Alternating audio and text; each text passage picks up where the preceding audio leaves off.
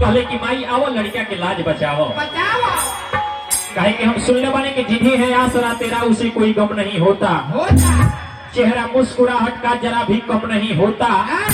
बाहरी कुल जमाने की उन्हीं के पास रहती है और रुकावट रास्ता रुके उसमें भी दम नहीं होता। भक्त कहले कि माई आओ लड़का के लाज बचाओ बचाओ। कहे कि सुमिरन करो तानी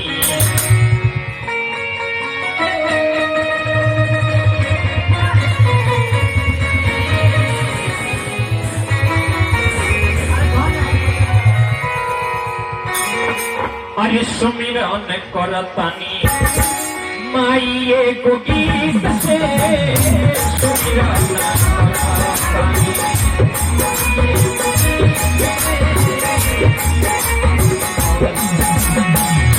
सब सुर के नूर नहीं है, सब सुर के नूर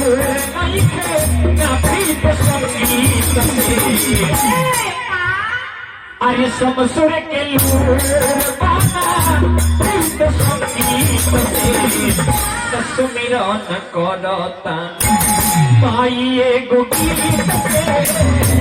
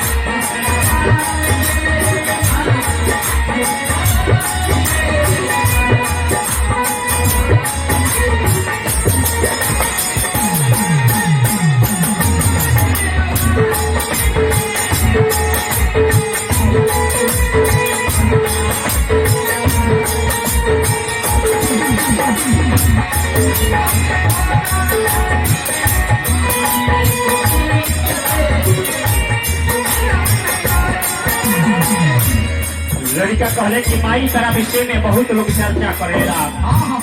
वेद शास्त्र पुराण में बहुत सारा हर बात सुनने के मिलेला, लेकिन हम सुन ले बनिका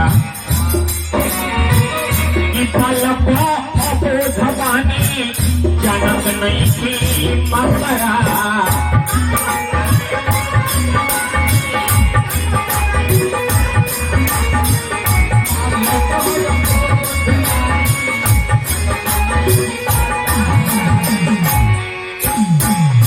रात बा अनहरिया माई लागता के खातारा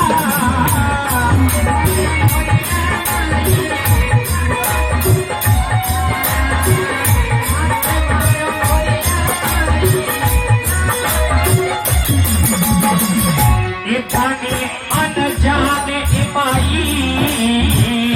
हो गए हो, इतनी अनजान माई